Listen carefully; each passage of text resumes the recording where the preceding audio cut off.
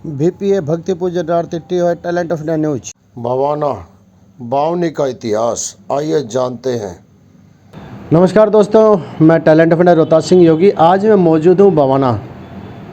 बावनी के नाम से जाना जाता है और बावनी नाम क्यों पड़ा उसके लिए भी हम जानकारी लेंगे।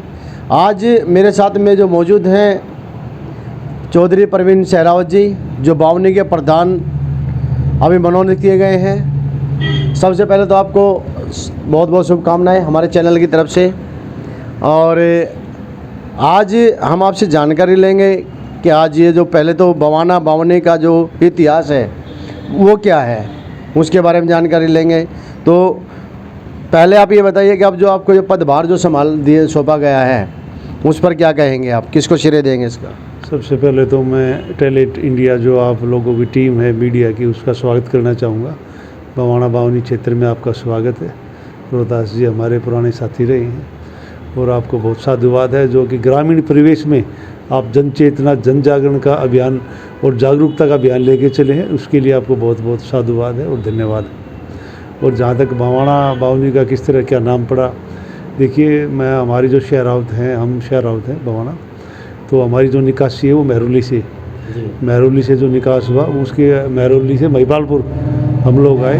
और हमारा एक महानतम इतिहास है महरौली का कि भाई जब 3 रियासतें होती थी, राय पिथौरागढ़, दिल्ली, महरौली और आपका महिपालपुर।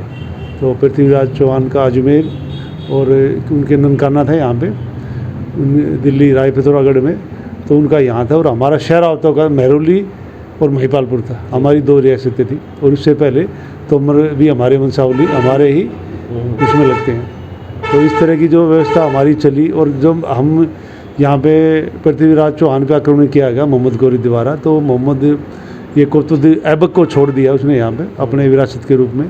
तो उसने महरौली पे हमला कर दिया। तो हमले में काफ़ी विरोध किया, हम लोग भी मारा धाड़ी मारकाट हुई, जिससे कि उन्होंने सुबह शाम हम लोग जो है सूर्यास्त के समय ही आक्रमण करते थे। और वो रात को दिन को बच्चों पे बूढ़ों भी, अब उनका कोई हिसाब ही नहीं था, क्योंकि पहले ऐसी प्रणाली आई थी कि अभी बच्चों को भालों की सुई पर नोकों को टाला, वृद्धों को उन्होंने नहीं छोड़ा और महिलाओं के साथ अत्याचार किया। तो छिन-भिन व्यवस्था होगी, चारों तरफ मारामारी, चारों ओर राज्य थे आसपास के, वहाँ से सहायता नहीं आ पाई, तो हम लोग छिन-भिन हो गए। तो हम वहाँ से कुछ अपने पूर्वजों को कुछ वहाँ पे रह गए, कुछ महिपालपुर आ गए। फिर महिपालपुर से ऐसे कालांतर में ऐसे धड़े घुटे और इस तरह के मुगल आक्रमण होते रहे, तो हम लोग वहाँ से चल गए भवाना। और जितने भी हमारे शहर निकले हैं उससे हमारा मूल जो निकासी है वो महिपालपुर है। हमारा गढ़ दिल्ली हमारी है शहरावतों की, और हम पुराने बाशिंदे हैं। और हमारा रजवाड़ा और हमारे राज्य महाराज्य जो है महिपालपुर की ही बसावट है। तो वहाँ से चल के हम यहाँ आए। यहाँ पे हमारे जो पूर्वज थे, किसी को बावना बोल दिया, किसी को दरिया बोल दिया, किसी को नागा बोल दिया, किसी को बाजा बोल दिया। तो 4 गांव इकट्ठे हो गए यहाँ पे बसे और वहाँ से बसावटी चली। और भवाना बावनी का क्षेत्र जो है बावनी वर्ग क्षेत्र है, क्योंकि आपको पता है कि खेतों की जमींदारी जो प्रथा थी, इसलिए बावनी क्षेत्र बोला जाता है। और प्राचीन इतिहास है और काफ़ी यहाँ के लोगों ने बड़ी लड़ाइयाँ लड़ी। पानीपत के युद्ध में भी हमारे गाँव हमारे पूर्वजों ने हिस्सा लिया, जो कि यहाँ से योद्धा गए, जो कि महाराज सूरजमल और मराठे के अब्दाली का तीसरा तृतीय युद्ध जो पानीपत में हुआ था, उसमें भी हम लोगों की भागीदारी रही है। और यहाँ पे हमारे पूर्व सुखचैन जी थे, जिन्होंने जेल बनाई और सफ़ेद पोस्ट जागीरदार कहलाते थे। और उन्होंने काफ़ी भूमि जो है नांगल को भी दी, कुछ इस तरह की व्यवस्था रही है। और बावनी क्षेत्र बड़ा ही नहरी यहाँ से निकल नहरी पानी और एक उपजाऊ क्षेत्र रहा है। और यहाँ के लोग बड़ी मेहनतकश और ऊर्जावान और समाज के धरोहर और देश सेवा भी इनका काफ़ी योगदान और भागीदारी रही है। तो इस तरह भवाना आबादी क्षेत्र दिल्ली का एक मूलभूत उत्तरी दिल्ली में एक प्रमुख स्थान रखता है, आज भी स्थान है।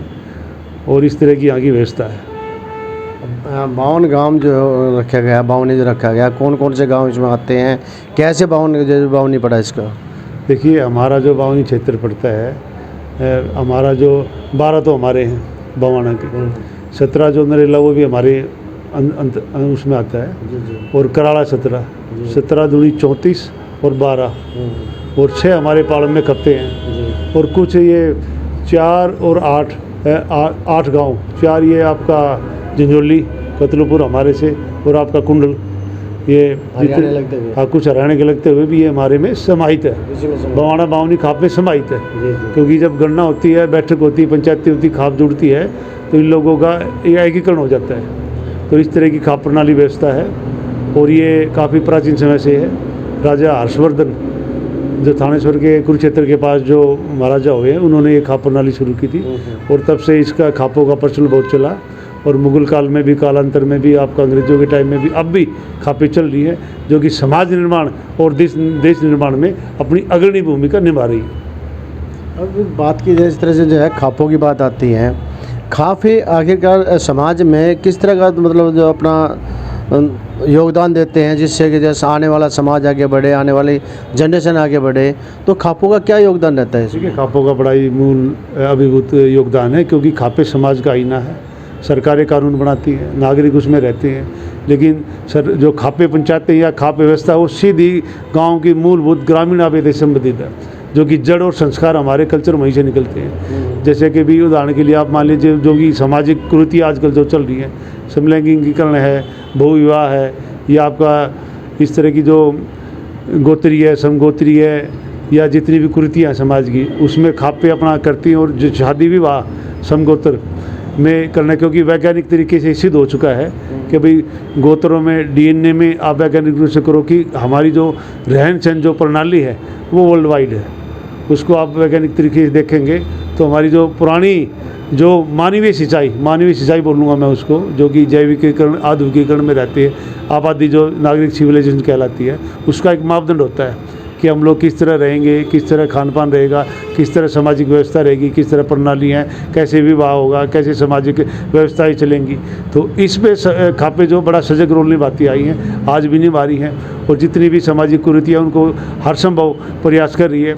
और जितनी भी हमारी सामाजिक आज जो व्यवस्थाएँ चल रही हैं, बहुत सी व्यवस्थाएँ आप देख ही रहे होंगे न्यूज़पेपर में, बच्चों को नैतिक शिक्षाएँ देनी और कन्याओं को इस तरह की व्यवस्था करानी कि भी जो हमारी प्राचीन परंपराएं जागरूक रहे, सुचारू रहे, और बच्चों में एक अच्छे भारतीय नागरिकता और अच्छे वर्ल्ड वाइड एक अच्छे नागरिक बने। और इस तरह की व्यवस्थाओं में खापे आज भी महत्वपूर्ण रोल निभाते हैं।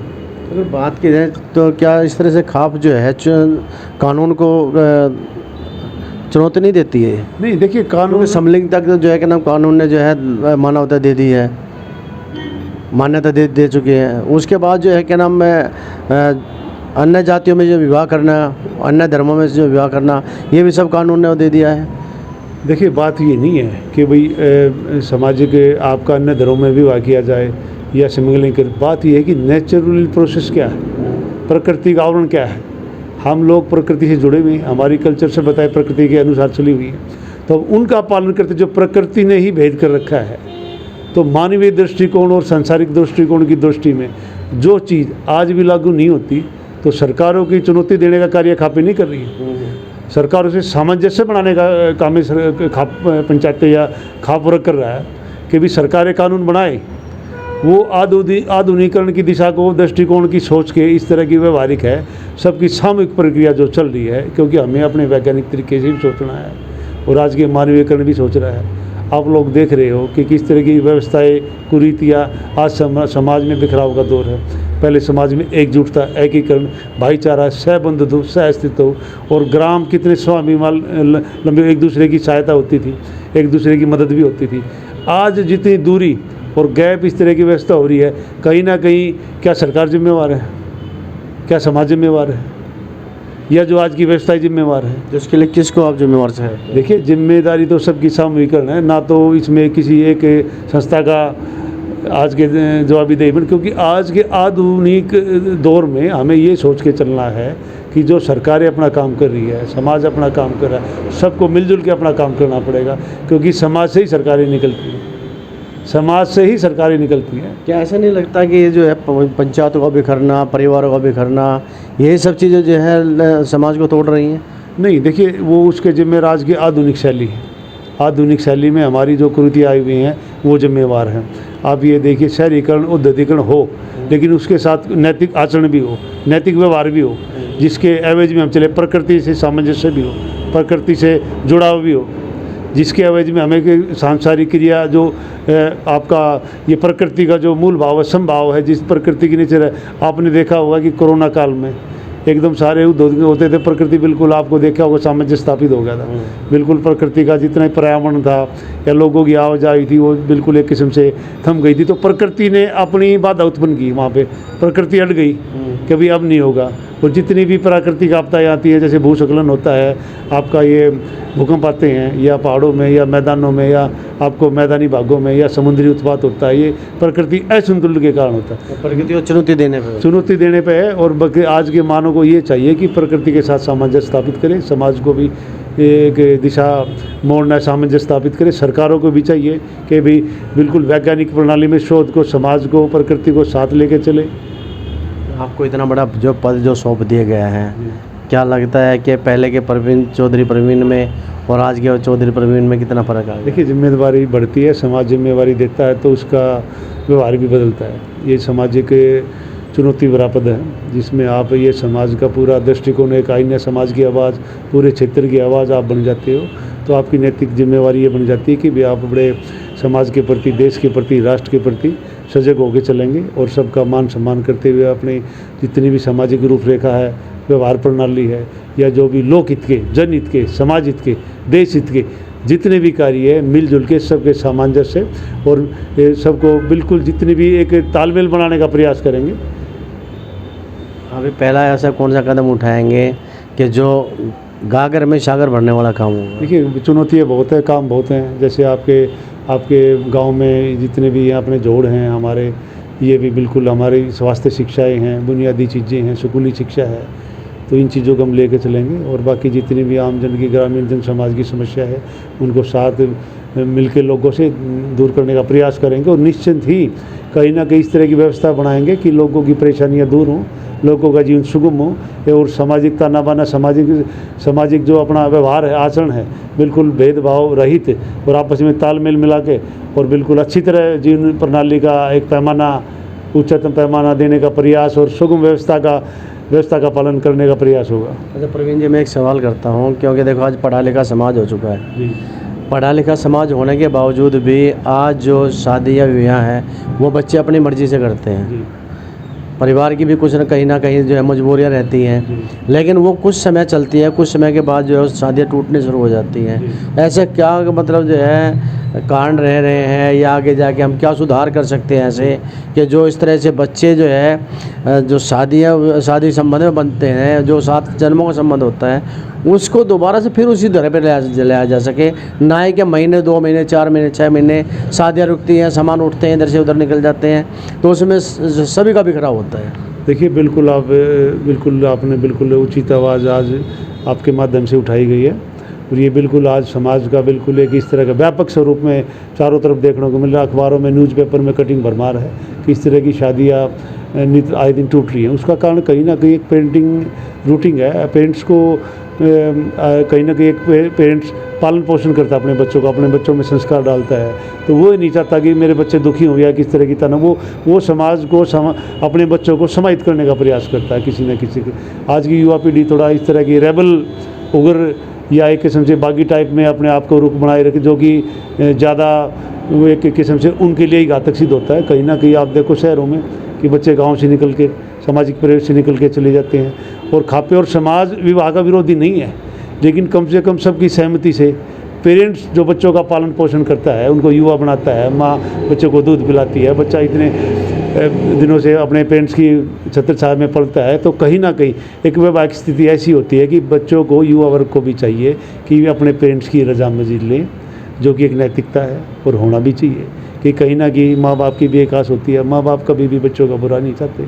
और ठीक है, आज की युवा पीढ़ी जग जागरूक है, वो अपने को संभाल करने का प्रयास कर रही है और ये उनके मानना ये है कि भी हम सब कुछ संभाल लेंगे। लेकिन कहीं ना कहीं वैवाहिक स्थिति में माँ बाप भी उनके योगदान में, उनको अच्छा बनाने में, उनको स्थापित करने में कहीं ना कहीं माँ बाप का कहीं ना कहीं विशेष योगदान रहता है। उनकी रजामंदी और सहमति से भी कोई ना कोई युवा वर्ग को कदम उनकी उठाना चाहिए। अभी बात की जाए, युवा जो है काफ़ी मार्ग भटक रहे हैं, क्योंकि आज युवा को जो है चाहिए खेल की तरफ चलना या देश की सेवा में चलना, लेकिन आज वो युवा क्राइम की तरफ ज़्यादा चल रहा है, नशे की तरफ ज़्यादा चल रहा है। आप देखते होंगे शादी ब्याह या आमतौर पर जो सड़कों के किनारे गाड़ियाँ खड़ी हैं, उनकी छतों पर रख के शराब की बोतलें रख के वहाँ पे पी जा रही है, सरेआम पी जा रही है, जबकि एक पहले पर्दा होता था इस चीज़ के लिए, लेकिन आज वो पर्दा ख़त्म हो चुका है। क्या कहेंगे उन युवाओं को? देखिए, कहीं ना कहीं आज का इस तरह की स्थिति है जो आप बता रहे हैं, तो कहीं ना कहीं वो अधिक भ्रमित है। इस तरह की व्यवस्था कहीं भी किसी भी एक प्रकार से प्रणाली उनके लिए भी घातक है कि भाई इस तरह की व्यसन प्रणाली करते हैं जो कि उनको शरीर के लिए, आत्मा के लिए, इसमें जो जिम्मेवार है वो नैतिक आचरण और नैतिक व्यवहार है, नैतिक शिक्षा की कहीं ना कहीं कमी है कि वो लोग सीखे समझे हमारा कल्चर क्या है, हमारी परंपराएं क्या है।